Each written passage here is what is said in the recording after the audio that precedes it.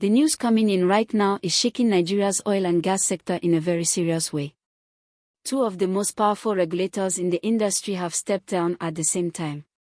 Farouk Ahmed, the chief executive of the Nigerian Midstream and Downstream Petroleum Regulatory Authority, NMDPRA, and Benga Komolafe, the chief executive of the Nigerian Upstream Petroleum Regulatory Commission, NUPRC, have both resigned, and President Bola Ahmed Tinubu has already moved fast by nominating new people to replace them.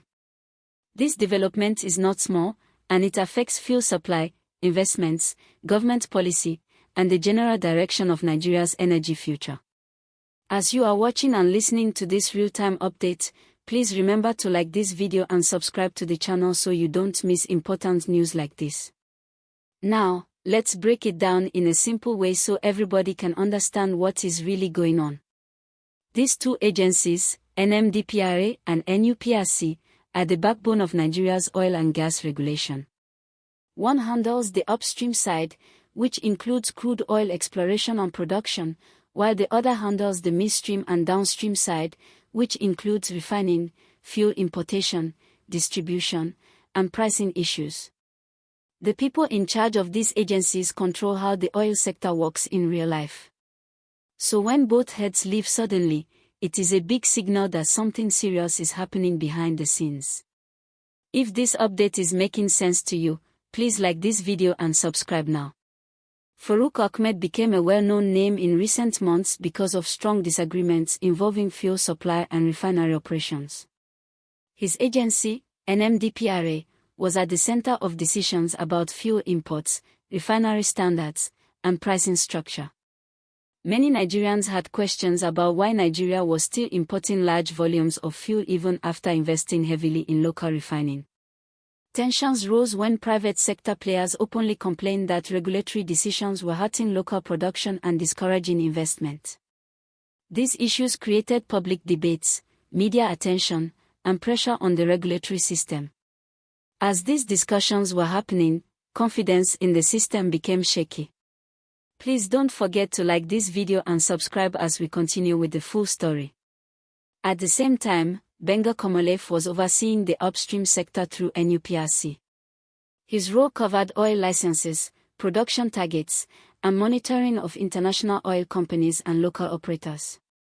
Under his leadership, Nigeria tried to stabilize crude oil production and improve transparency under the Petroleum Industry Act.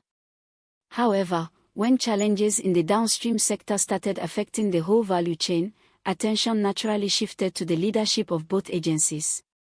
When problems in one part of the system affect the entire industry, changes at the top often follow.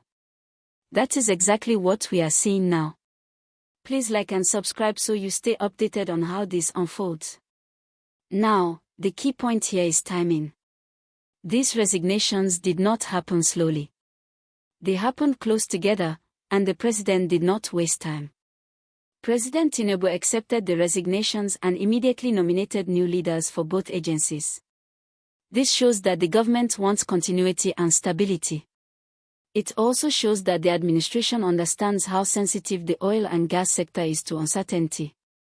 Investors, both local and foreign, are always watching leadership signals. Any delay could affect confidence. If you agree this is an important issue, tap the like button and subscribe. The president has now forwarded new nominees to the Senate for confirmation. These nominees are experienced professionals with long careers in the oil and gas industry.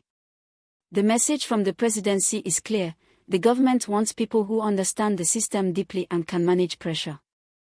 The Senate will now review their credentials, ask questions, and decide whether to approve them. Until that happens, Nigerians will be watching closely to see how policies are adjusted and whether there will be changes in fuel management and regulatory approach. Please like this video and subscribe to keep following this story. For everyday Nigerians, the biggest concern is always fuel availability and price stability. Anytime there is a major change in the regulatory structure, people worry about petrol prices, diesel costs, and transportation expenses.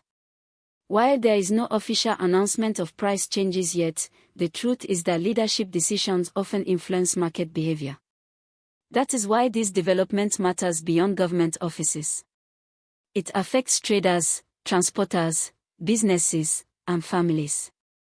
If you want clear explanations like this, like the video and subscribe to the channel. Another important angle is accountability. Regulatory agencies exist to balance government policy, private investment, and public interest. When leadership changes happen after public disagreement and industry pressure, it raises questions about transparency, performance, and reform. Some Nigerians see this as a positive reset, while others see it as a sign of instability. Both opinions exist, and that is why this story is generating serious conversation. Drop your thoughts in the comments, and don't forget to like and subscribe. The Petroleum Industry Act was designed to bring clarity and efficiency into Nigeria's oil sector. The success of that law depends heavily on the people implementing it. With new nominees coming in, there is now an opportunity to review policies, correct mistakes, and improve coordination between agencies. At the same time, there is also pressure on the new leaders to prove themselves quickly. Nigerians are tired of long promises without results. This moment could define the next phase of Nigeria's energy reforms. If you want to stay informed, please like this video and subscribe. It is also important to note that leadership changes like this send signals internationally.